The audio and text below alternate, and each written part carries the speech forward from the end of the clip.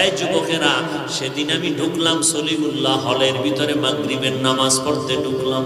দেখলাম একদল যুবকেরা ফুটবল খেলে, কিন্তু দেখি খেলার মধ্যে আজান যখন হয়ে গেছে, নামাজ যারা পড়ে না তারাও চুপচাপ বয়া রেস্ট নিতেছে। মুসলমান যুবক কলেজের ছেলেরা সবাই নামাজে গেল।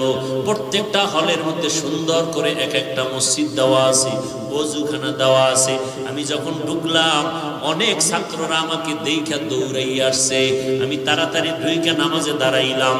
নামাজের পরে পেছনে তাকায় দেখি যুবকদের অভাব নাই সলিমুল্লাহ হলের ভেতরে ঢাকায়। সবাই একটু হাতে মিলানোর জন্য, সাক্ষাতের জন্য হাত মিলায়। একটা যুবক হাতটা লাগায় কানের গোড়ায়, মুখটা লাগায়, কয় হুজুর আপনি দয়া করে আমারে মাফ করবেন, আমি বড় বেয়াদবি করেছি, আপনার বিরুদ্ধে বহু লেখালেখি করেছি ফেসবুকের ভেতরে, আমি জানতাম না, না বুঝিয়া উল্টা পাল্টা লিখেছি।